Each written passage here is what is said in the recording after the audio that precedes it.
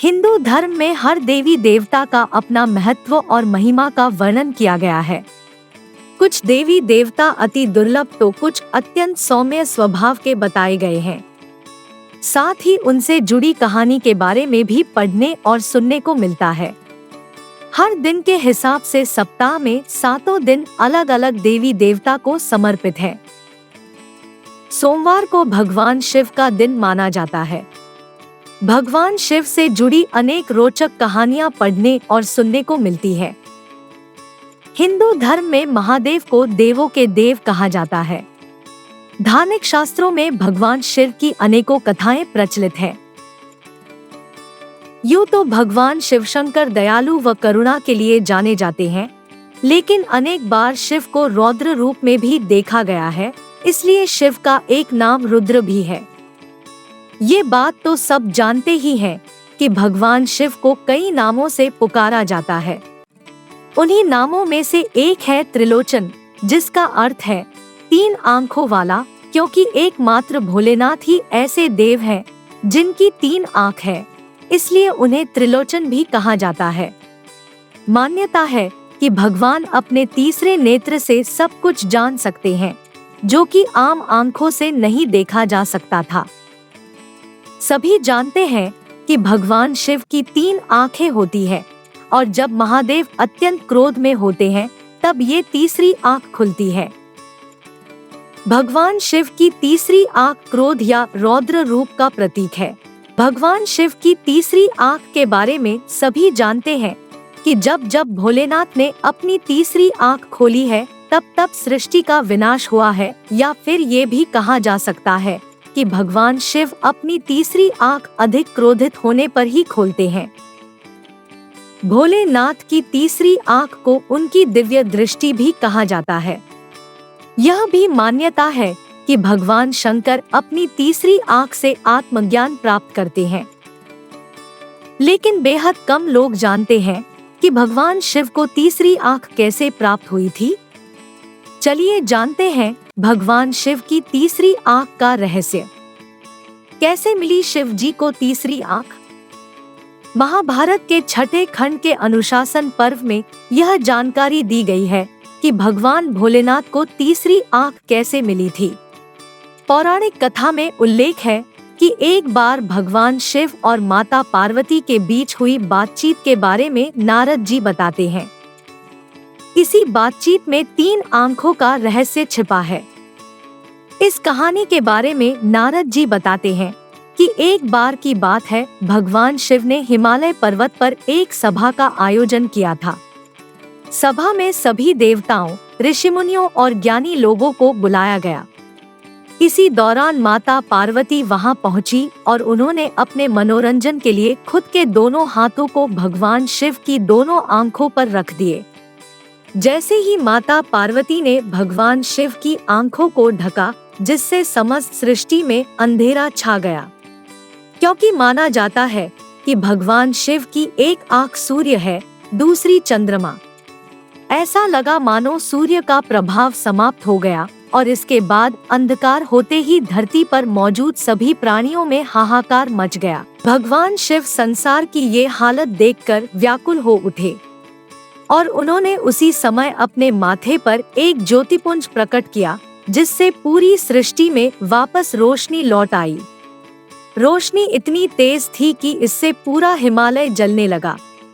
ये देखकर मां पार्वती घबरा गई और तुरंत अपनी हथेलियां शिव की आंखों से हटा दी। तब शिव जी ने मुस्कुराकर अपनी तीसरी आंख बंद की। शिव पुराण के अनुसार पार्वती जी को इससे पूर्व ज्ञान नहीं था कि शिव त्रिनेत्रधारी है। इस ज्योतिपुंज को ही शिवजी की तीसरी आंख कहा गया। जब पार्वती ने शिवजी से तीसरी का, तब शिवजी ने बताया कि उनकी आंखें जगत की पालनहार है। अगर वो ज्योतिपुंज प्रकट नहीं करते तो सृष्टि का विनाश हो जाता। इस प्रकार से शिवजी को तीसरी आंख प्राप्त हुई।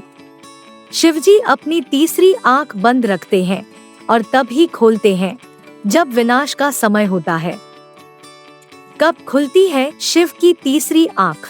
वैसे तो ये बात सब जानते ही होंगे कि इस तीसरे नेत्र का इस्तेमाल शिव केवल क्रोध की अवस्था में ही करते हैं।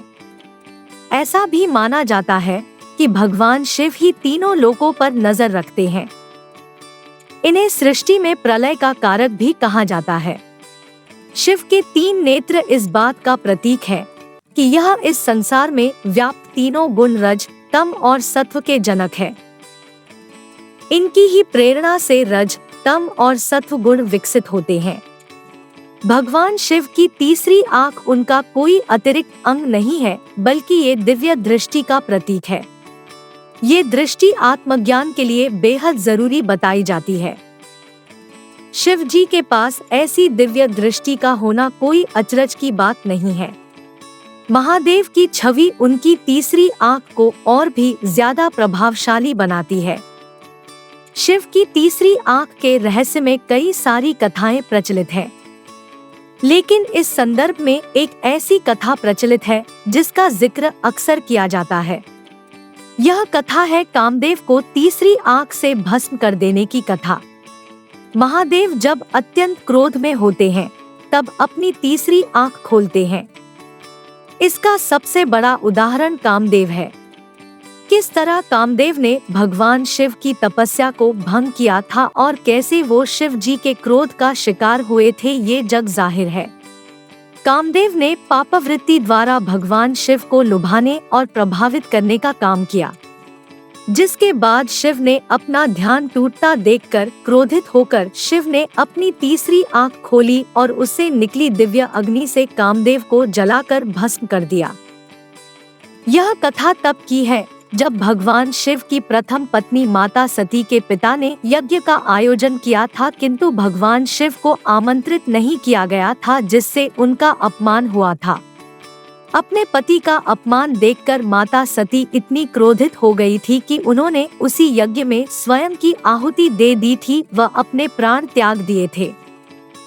माता सती के देह त्याग से भगवान शिव इतने ज्यादा क्रोधित हो गए थे कि उन्होंने मोह माया से नाता तोड़ लिया व लंबी ध्यान साधना में चले गए।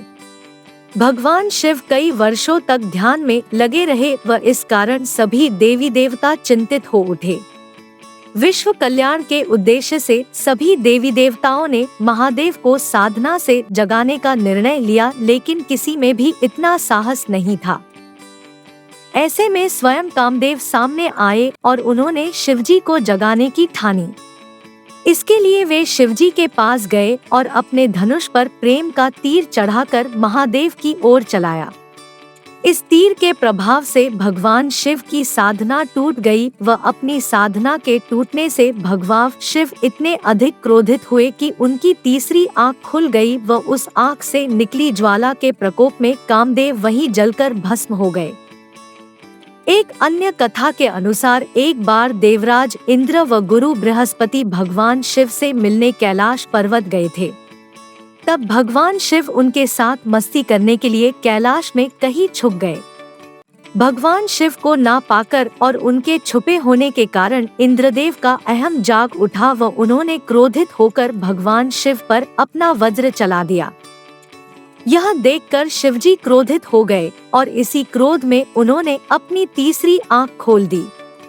उस समय गुरु बृहस्पति के द्वारा बीच बचाव करने पर देव इंद्र की जान बच सकी थी। शास्त्रों के अनुसार जब विनाश का समय आता है या सृष्टि पर असुरों का अत्याचार बढ़ता है तो भगवान शिव अपनी तीसरी आंख खोलते हैं। मान्यता है कि सृष्टि को बचाने के लिए महादेव ने सबसे पहले अपनी तीसरी आंख खोली थी। पौराणिक कथाओं में भगवान के त्रिनेत्र के रहस्यों के बारे में विस्तार से बताया गया है। आपको हमारा यह वीडियो कैसा लगा, आप हमें कमेंट करके जरूर बताएं। वीडियो के लास्ट तक बने रहने के लिए धन्यवाद।